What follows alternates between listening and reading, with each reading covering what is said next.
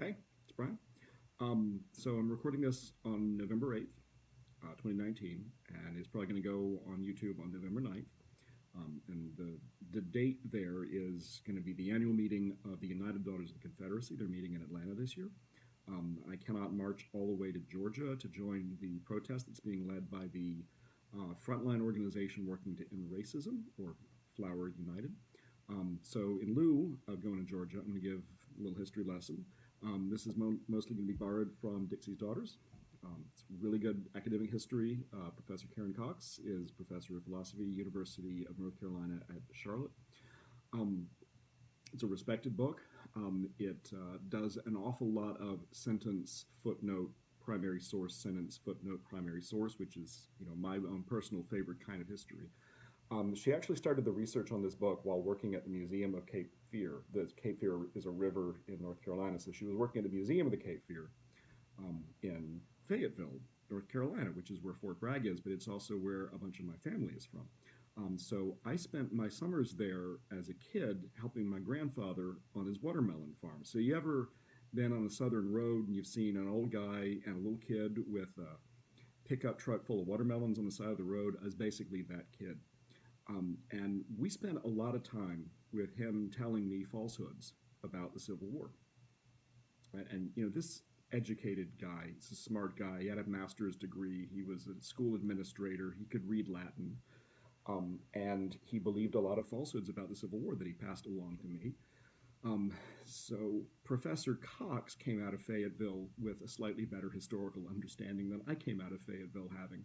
The UDC, the United Daughters of the Confederacy, which is our topic here, they said, to turn children into living monuments of the Confederacy, and they succeeded to a pretty remarkable degree. So the story of the United Daughters of the Confederacy starts during the Civil War. So the Civil War, from the point of view of the South, was a total war. That is to say, everything was mobilized for the war effort. Every able-bodied man had to be on the front. So just as with the total war that the United States fought, World War II, that left a serious labor shortage at home because there were so many men off fighting. So women took up roles that had traditionally been reserved for men, and that happened in the South in the Civil War too. Women took up roles in authority that were not customary for women, and after the war, some of these women continued some of this work. So some of this was that during the war, many Southern women created or worked in hospitals. So obviously there's a lot of wounded soldiers around. You don't want your soldiers dying. And as the war ended, some of these hospitals or hospital associations became Ladies' Memorial Associations, or LMAs. And they had the task of seeing to it that Confederate soldiers had proper burials. So there were places where Confederate soldiers were buried in the South, but not appropriately. Professor Cox mentions one case where 6 men had been buried in 2 graves, which is inappropriate. And of course, a lot of people had been buried on a battlefield way far from home. So these women's groups, had the task of disinterring the remains of the fallen, getting them to where they're really supposed to be buried, seeing to it that people got proper funerals. So let's think a little bit about the idea of a proper burial or a funeral. So these events have two functions, and neither one of them really affects the dead. The dead are beyond caring, right? They're in heaven or they're in hell or they're nowhere, and in none of those cases are they particularly interested in funerary rites. So a funeral is a couple of things. One of them is it's a rite of passage and closure for the survivors. So to whatever degree your life was defined by your relationship to somebody, when they die, your life will be different. And this particular change of life is very stark and it's very irrevocable. And so we mark it in a way that we don't mark most other changes of life. And whatever you might think of a Confederate soldier, his family and friends had every right to mark this change in their lives. But a funeral is also can be a social statement about the admirability of the deceased. Right? It's said that we're there to pay our respects, right? Meaning that we're there to convey our judgment about the respectability of the deceased. And public honor of that kind is a form of public education. It's a form of exhortation about morality and character. It's a form of persuasion about morality and who the person has been. Confederate service was profoundly dishonorable. And while the families and friends of dead soldiers obviously had every reason to mark their losses, society as a whole didn't have any such interest. So, in just the same way that the parents of a murderer can be expected to lament his execution, but the rest of us might not, we can certainly understand that the intimates of a Confederate soldier would want to grieve his death, but the rest of us might not want to. So long as these LMAs were charities assisting families in their times of need when they lacked resources for proper grieving, they were doing good work. Right? You cannot complain about helping a grieving family, no matter what you think of the person whom they're grieving. But insofar as they were trying to convey social honor to the fallen, they were doing harm. They were honoring the dishonorable, and they were contributing to the moral chaos of the South. So as Reconstruction ended, Cox says, these groups, she says, focused less on bereavement and more on celebrating the virtues of the Confederacy. So the LMAs became Daughters of the Confederacy groups. Membership shifted gradually from women of the Civil War generation to their daughters, right? Daughters of the Confederacy. So the UDC, the United Daughters of the Confederacy, was created in 1894 as a result of the work of two women. One of them was Carolyn Meriwether Goodlett from Nashville.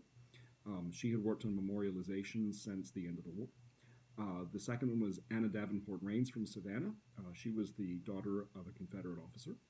Rains wanted the ladies' organizations to survive the veterans that they'd originally been intended to support. So she wanted them to acquire a new purpose, right? I mean, if you're there to take care of the dead and they've been dead for a while, you no longer have a purpose. She wanted the organizations to keep existing even though their purpose had been fulfilled, so she wanted them to have a new purpose. So leaders of some of the daughters groups met in Nashville in that year. They created the National Association of the Daughters of the Confederacy, and the next year it changed its names to United Daughters of the Confederacy, or the UDC, which still exists nowadays. So Goodlett and Rains were put into leadership positions, and a Mrs. J.C. Myers of Texas had been appointed to one of the vice presidencies of the organization, but she was thrown out when they discovered that Mr. Myers was from the North. Goodlett used this as an occasion to say that the new organization would need, quote, to be very careful to investigate everybody's credentials, where, being from the North or being married to someone from the North meant that you didn't have adequate credentials. I mean, this is not how a neutral civic organization works. The UDC is responsible for the vast majority of Southern monuments honoring those who fought against the United States in the 1860s. So Cox cites another historian named John Wittenberry, who says that 93% of Confederate monuments have come up since 1895, so 30 years after the war. Very few had been erected. Almost all of them have been since then. And half of them were erected between 1903 and 1912. So during that period, 1903 to 1912, the UDC grew from 35,000 to 80,000 people. It is notable that at the end of that little period there, the vile racist Woodrow Wilson was elected president. It was generally considered to be a great victory for the South, and he proceeded to resegregate the federal government. In 1915, D.W. Griffith, great filmmaker, put out the movie Birth of a Nation. Griffith is truly a gifted filmmaker. So I haven't seen this particular film, but I have seen one of his other movies, Intolerance. I actually got to see it on a big screen. And, when you're going into, some kind of an ancient silent movie, you don't know whether it's going to be a good movie or whether you're just going to get educated. And I expected to get educated, and it was actually an amazingly good movie. The guy is just an absolute brilliant filmmaker, and he pioneered techniques of filming that are still, they're standard techniques without which movies cannot be made nowadays. So unfortunately, though, with Birth of a Nation, this used all of his technical skill, but it was for the extraordinarily evil goal of creating this entirely mythical post-war period of black violence and white victimhood and white self-defense. And Griffith is such a gifted filmmaker that he came up with this icon that's going to look really great on film, he thought, and he's right. It's the Burning Cross. That's actually not an originally KKK thing. That's originally a D.W. Griffith in Hollywood kind of a thing. So that year, 1915, the KKK was reestablished, literally within a few months of this movie coming out. So when people complain about Hollywood values and undermining America, this is the actual real example of when that happened. And we'll come back to the KKK in a minute. So we then want to ask, well, why did they erect these monuments? But let's also ask why then in particular. It is common for people to say, and the Southern Poverty Law Center pushes this as a narrative. It's common for people to say that the monuments erected around 1912 were erected during Jim Crow, which is true, but it's not actually very interesting since Jim Crow ran from the 1870s to the 1960s. So it's really hard to do something in America not during Jim Crow. I mean, it was a large part of our history. So there was a wave of monument building both north and south at around the same time. And the fact that the 50th anniversary of the war was 1911 to 1915 cannot possibly have been irrelevant to the fact that there were a lot of monuments going up in the few years before and during that period. Cox says, this is a quote, historians have neglected one very significant explanation for the increase in monument building between the 1890s and World War I, the rise of the UDC. So the UDC was unquestionably a very highly effective fundraising organization, so much so that it controlled the design of most major monuments of the Confederacy. They actually were able to elbow aside the Sons of Confederate Veterans and other important organizations in the design of various monuments. So in its own sort of weird, twisted way, the UDC was actually a feminist organization, right, that proved by example that women could handle political power and administration just as well as men could, and it turns out for just as dire and diabolical purposes. The UDC didn't work only on monuments. They were also active advocates and fundraisers for women's education, but not all women. Rebecca Latimer Felton was a UDC member from Carrollton, Georgia. She spoke at the 1897 UDC convention on the importance of the education of poor girls in the South.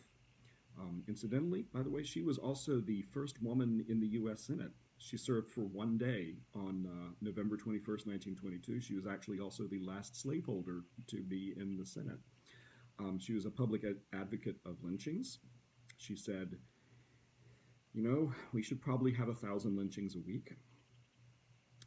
She argued that she was also a woman suffragist, but she argued that education needed to be extended to poor white women because they were, quote, the coming mothers of the great majority of the Anglo-Saxon race in the South, and the destiny of the white population rests in their hands. Martha Gillow of Alabama likewise founded the Southern Industrial Education Association in 1905 to promote industrial and practical education for white children throughout the South.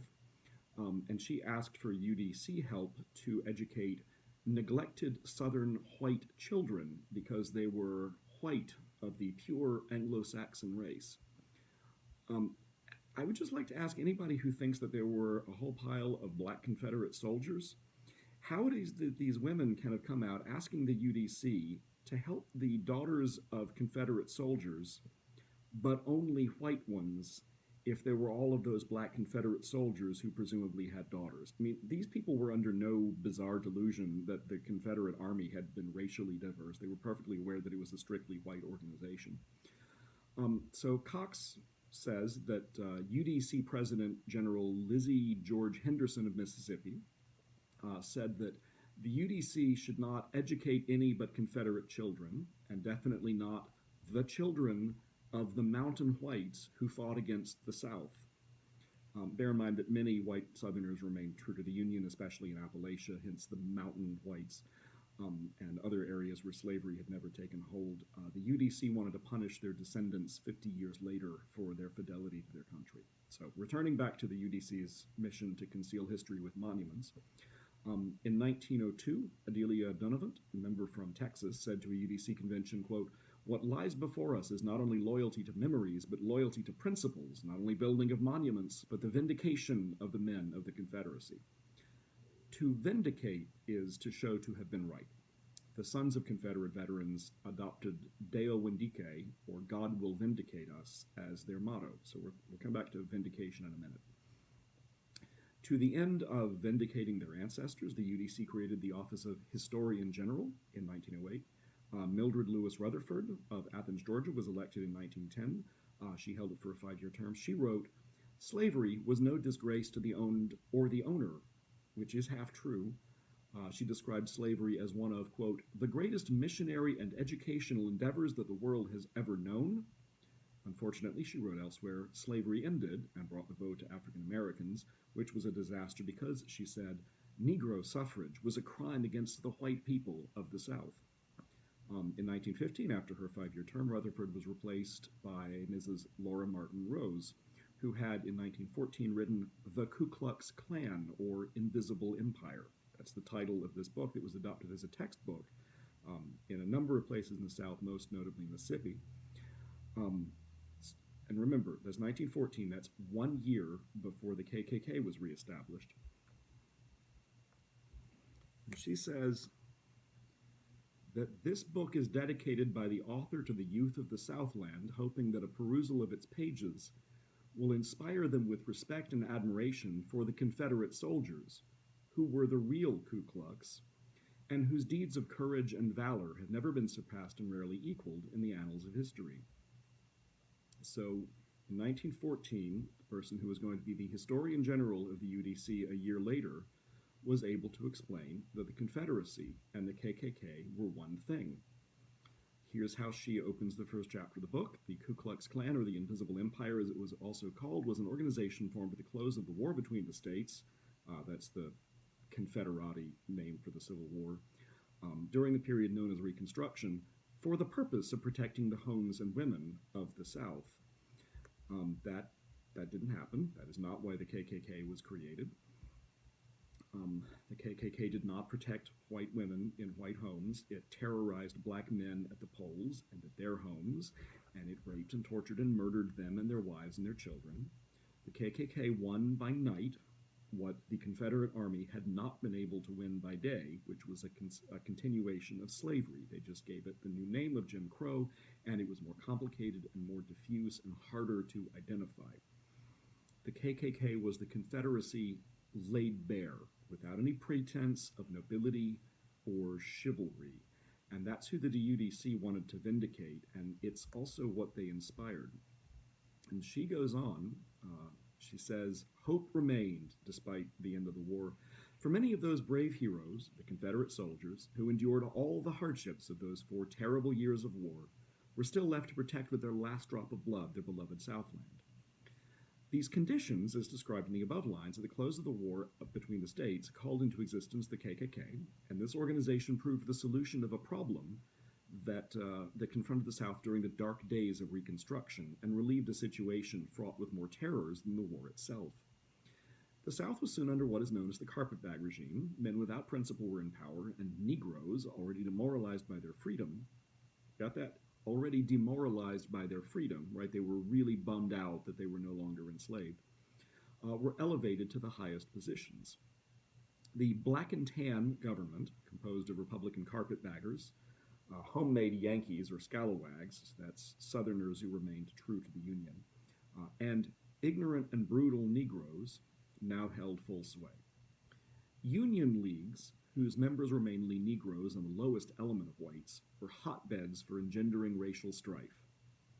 So the idea that the real racists are the anti-racist activists, that's not a new idea. People who say that nowadays, oh, you're the real racist. Yeah, they didn't come up with that. People have been gibbering that for a very long time. So they were engendering racial strife and Negro equality, and they had plans to place the, quote, and this is a quote from Rose, to place the black heels on the white necks. Orders from the Freedmen's Bureaus were carried out by Negro militia. In addition, there were the home Yankees, despicable traitors to the South who were ready for any deed, no matter how dark, to curry favor with those in power. The white men of the South were not allowed to vote or carry firearms, and no indignity was too great to be offered them or their families. Well, you had just committed treason. Did you expect that to go without consequences? Anyway, the Negro considered freedom synonymous with equality. This is a complaint. And his greatest ambition was to marry a white wife. Okay, so that's why she says the KKK was formed. This is an advocacy. It's a brazen advocacy. It happened in 1914. It's the UDC's chief member at that point, right before the KKK was reestablished. So that's what this organization was advocating 100 years ago. And now they're meeting in Atlanta. and they have the same underlying goal, although they are even more genteel about it nowadays. So let me come back to the idea of vindication, which is the UDC says its main task. The Civil War was the result of states seceding from a union in which slavery was becoming unsustainable. To vindicate the secession is to either say that slavery was good, or else to say that preserving slavery was not the motivation of the secessionists. And at different times and places, these vindicators have told whichever of these lies has been more convenient. Roughly, as you can kind of see, the UDC praised slavery until it became utterly impossible to do so in the United States. And since then, since about the 60s, they've switched to the strategy of pretending that slavery had not really mattered. Why does this matter? I mean, why does it matter whether we know or why we know why the southern states seceded?